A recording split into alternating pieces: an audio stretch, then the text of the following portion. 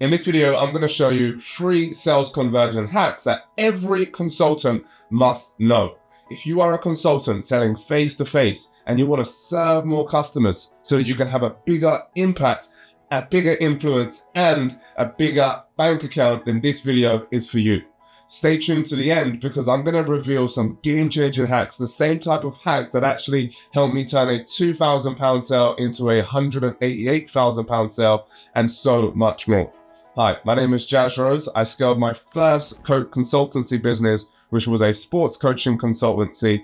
I scaled it from just £30 to 3 million using some of the techniques and tactics that I'm going to share with you in this video. And towards the end, all will be unveiled, so make sure that you stick around to the end. So what is hack number 1? Now, this is basic, but it's very, very important and crucial. And it's overcoming sales resistance. Because if you don't overcome sales resistance and you don't hit this phase, then steps 2 and 3 that I'm going to share with you very shortly then are not going to work. And what do I mean by sales resistance? I mean, like, if you have negative impulses and negative thoughts, feelings and behaviors around sales, then you're never going to be able to convert in the way that you actually are capable of. So what that means is if you have negative mindsets and negative associations with what sales is, then you're never going to actually come across with the confidence, with the clarity, with the authenticity that is required in order for you to create clarity for your customers. Remember, a confused mind never buys. So if your mind is confused as an expert in your industry, and maybe you're really good at what you do, but perhaps you've never been taught or you've never developed a psychology around sales, then actually you're not going to live up to your full potential. Consider this. I remember one time somebody said to me, "Oh, is it psychological selling?" And they said it with a really disdain in their voice. And when I really gathered my mind around what that question was asking, they had a massive level of sales resistance. Now, this person was really skilled, really capable, really experienced at what they did, but they had this negative mindset around selling. Let me share with you something that's game-changing. Selling is the highest form of serving. What does that mean? Well, you cannot actually sell something without serving. So if you want to be able to serve, you want to be able to have a bigger impact, then you've actually got to sell something. You know, if somebody didn't sell me this jumper, I wouldn't have this jumper. If you was never sold anything, you wouldn't have anything. If you were never sold a house, you would never have a house. If you were never sold a car, you would never have a car to get to work. So you have to have sales and you have to have a confidence and clarity around effective communication, because inevitably, that's all it is. It's effective communication skills that helps you to understand where a customer is, where it is that they want to go, and then demonstrate how your solution or product is the vehicle to help them get there. Because if you don't actually understand how the customer is feeling, how they're thinking, how they're behaving right now, and how they want to perform in the future, then how on earth are you actually going to sell something? How on earth are you actually going to have them understand that your product works and how it can be an effective solution for them? And inevitably, what happens is if you don't sell with confidence, clarity, and conviction, if you don't communicate your expertise clearly, if you don't understand the psychology of where they're at, where they're coming from, why they're stuck, you don't understand that psychological stuff, then ultimately you're not going to be able to move them along the journey, and they're going to go with somebody else that's not as good as you, not as skilled as you, and not as experienced as you. And Brian Tracy always says this. He says, you know, the worst feeling in the world is having somebody that's not as skilled as you getting paid way more money than you. Would you agree? Yes or no? Drop a comment below and let me know your thoughts on that. Look, we can talk all day around sales resistance, but I want to make this video fairly brief. First, you've got to overcome sales resistance. How do you overcome it? Well, you've got to start to understand that selling is the highest form of serving. And then you've got to pay attention to, okay, before every conversation, before every meeting that you go into, psych yourself up. I'm going to serve this person. I'm going to serve this customer to help them to achieve X, Y, or Z. I am going to influence this customer. I am going to make sure that my narrative, my communication is clear, so that they understand where they're at, where they want to go, and how my solution is the vehicle to help them get there. The second thing that you want to get clarity on is preparation. What do I mean by preparation? You've got to prepare in advance as a consultant of, all of the background around that particular client, because the more you know, the more your income can grow.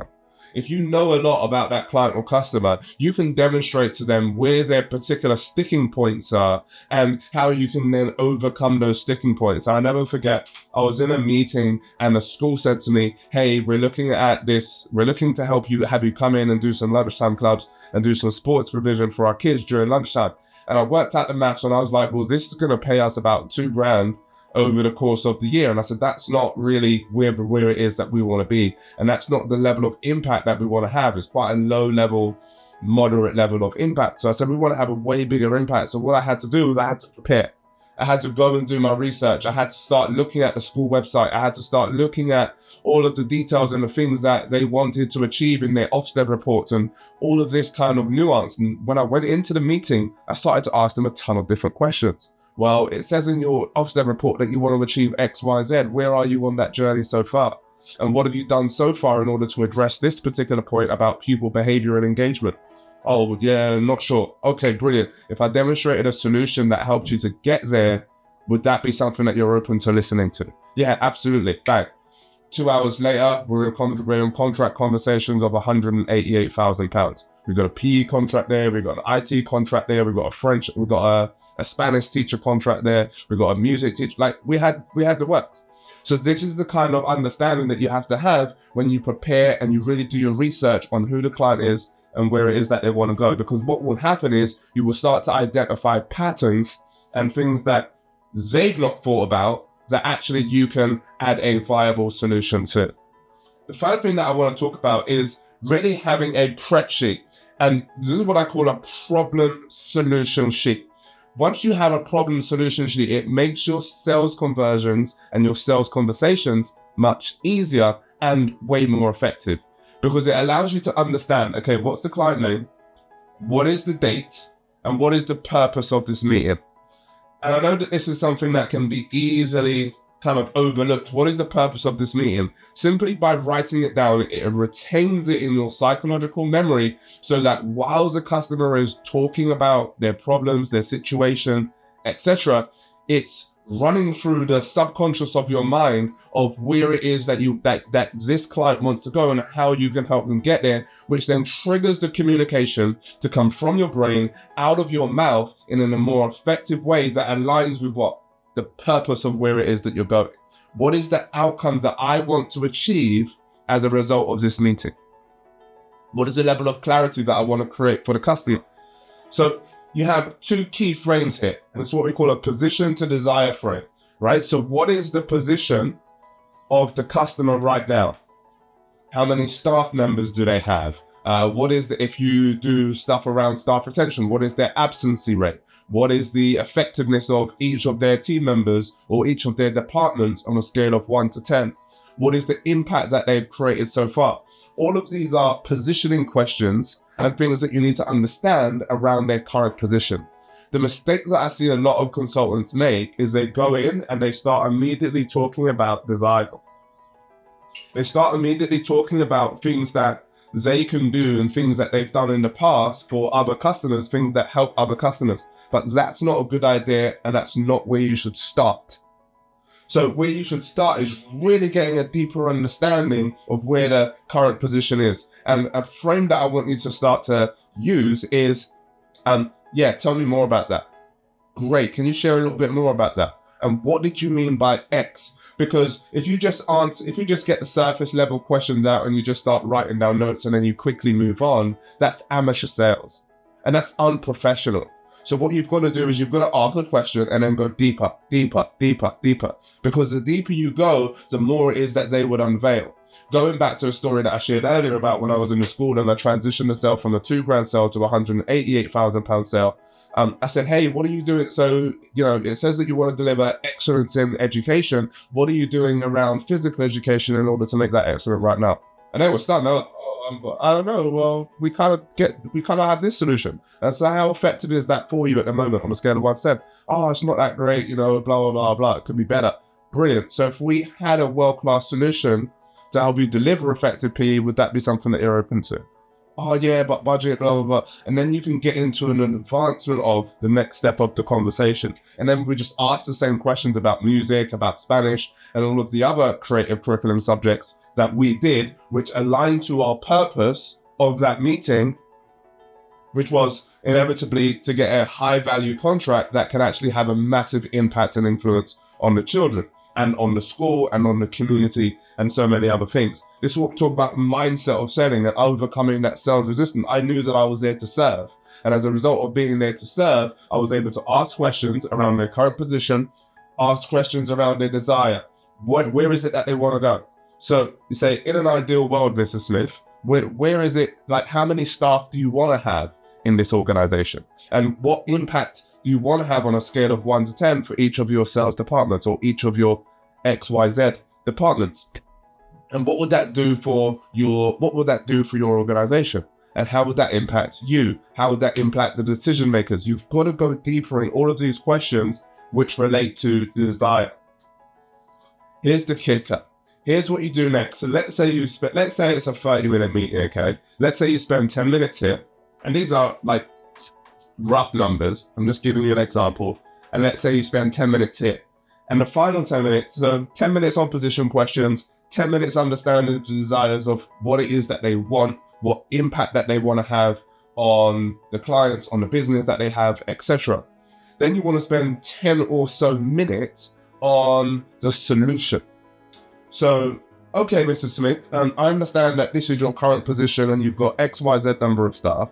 And I also understand that by the end of this quarter, you want to get to this number of staff.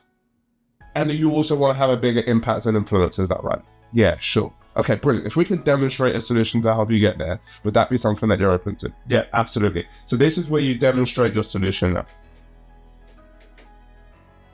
So what is the solution to get from current position to desired position? And then you simply demonstrate how your business is the solution. And then this is where you start to pull out things like your brochures, things like your website pages or your slide deck or presentation to demonstrate that what you do is the world-class solution that's going to help them to get there. Now, obviously, I'm assuming that what you do is world-class because you're watching this video. And what you do is really, really effective, because without that, none of this is going to be sustainable for you long-term. So you've got to have a good product or service and then sell it with effectiveness, with eloquence, and with elegance, so that you understand the position, understand the desire, and then understand the solution. Here's the final bit that you want to have on your sheet. By the way, you should design this with your letterhead and all that sort of stuff to make it look pretty. And here's the final thing that you want to have, okay? Final thing that you want to have is, let's make this super clear for you. Next steps. This is a frame that a lot of people miss. So you want to have next steps. So, okay, brilliant. So now we've demonstrated the solution. Then we want to say, okay, cool. So next steps, Mr. Smith, is we will then have a scheduled call on Tuesday. And you said that 10 a.m. was perfect. Yeah, okay, brilliant. We'll have a scheduled call on Tuesday.